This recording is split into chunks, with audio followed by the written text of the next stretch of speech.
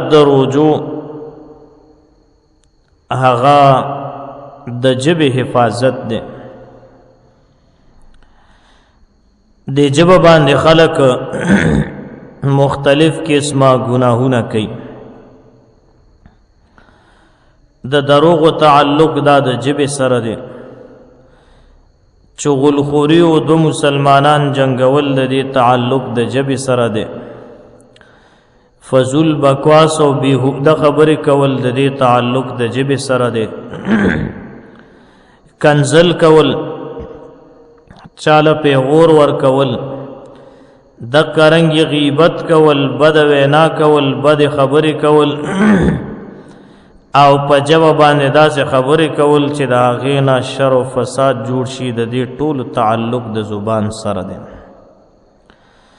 هر مسلمان بعد خپل جبه خیال ساتي. یو عالم لیکلی دی، هغه فرمای وی دا جبه په مثال د درنده ده. وی کدام عمدا سے پری خدا نو ما بم اخری او ختم بمی کی. نو د جبه حفاظت دا په هر مسلمان نارینه زنانه باندې لازم دی چې دا به د خپل جبه حفاظت کوي. نو په دې جبه سره دروغ وای اکثر خلک او غیبت کوي. نو د دې سيزونو نه بزان ساتي.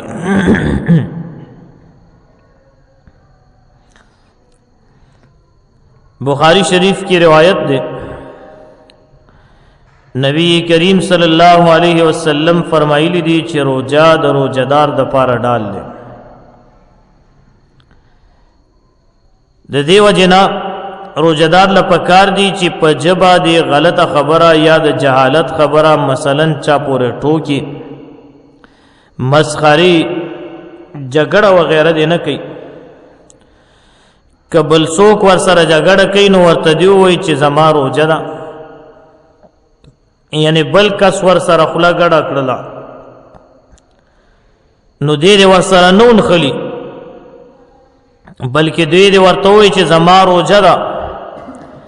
که هغه د پوهې خاوند او عقل پکې وو نو هغه به ترې سم شي او د په دې خبره باندې به پوه شي چې یاره د روجه ده او د سره فضول خبرې کول نه دي پکار.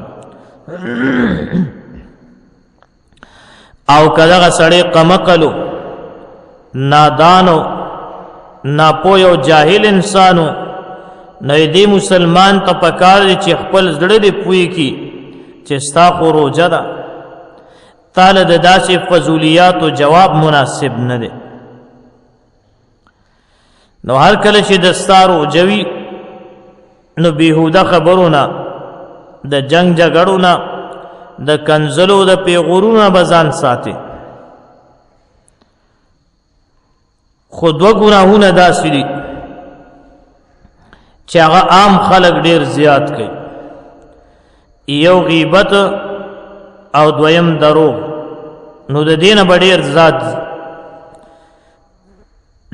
زیات بته نزان ساتي او دا ستاسو لپاره ضروری دي. دا ځکه چې د بعض عالمانو په نيز باندې او د بعض ائمه په نيز او فقهاو په نيز باندې په دې باندې روجه ماتيږي. لکه تیر بیان کې مې طویل وو، خو لیکن جمهور علماوی چې روجه ور باندې ماتيږي نه، خو لیکن د روجې چې کم برکات دي هغه ټول ور سره ختم شي. نو غیبت ډیره عظیمه ګناه ده. نبی کریم صلی الله علیه وسلم نه چاته پوسو کو چې غیبت څه چیز ده او دا غیبت ویل کیږي ستا.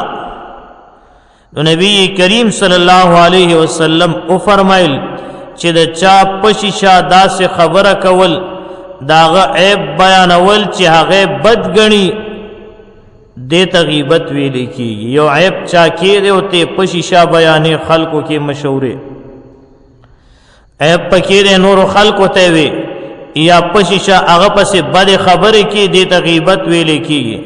نو دغه سوال کوون کې او تپوس کوون کې بیا پوښتنه وکا کچره په هغه کې پرشتیا هغه خبره موجوده وي کومه چې ویلې شوی وي، یعنی هغه خبره چې د کې موجود ده او هغه بیان کړي شي دې ته غیبت ویل کېږي. نو نبی کریم صلی الله علیه وسلم او فرمایل او دې ته غیبت وایي او کپکی واقعی دا خبر موجود نوی نو بیا خدا بہتان یعنی تهمت دے. یو گورا دا چاعب بیانول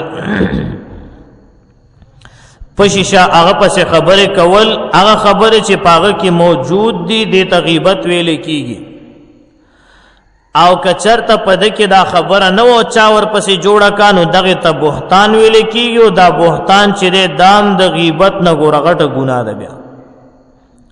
نو مسلمان ناری نو زنانه باندې به هیڅ کلم الزام نه لګي، تور باور باندې نه تړي، تهمت باندې تړي، اگر چې ډېر خلق نن سبا په دې خبرو کې مبتلا شوي دي، الله پاک ور باندې خپل رحم وکي سره زمونږ او تاسو.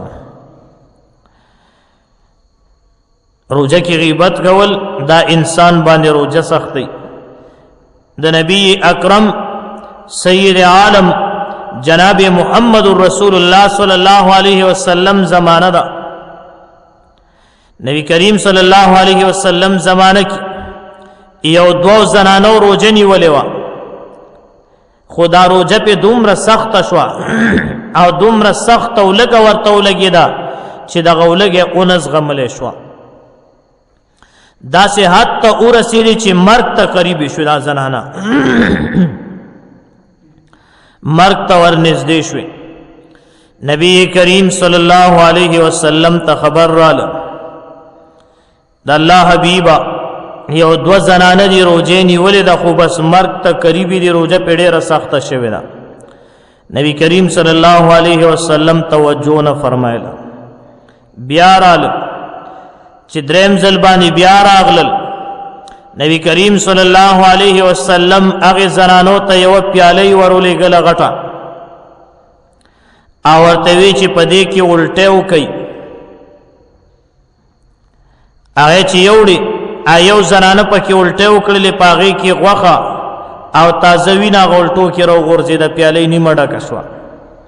بیا غبل زنانه ته چې ونی واغې پکې الټه وکړلې، اغه کې مغوخه او تازه وینا رو غورځي د پیاله مکمل سر ته ورسېدا.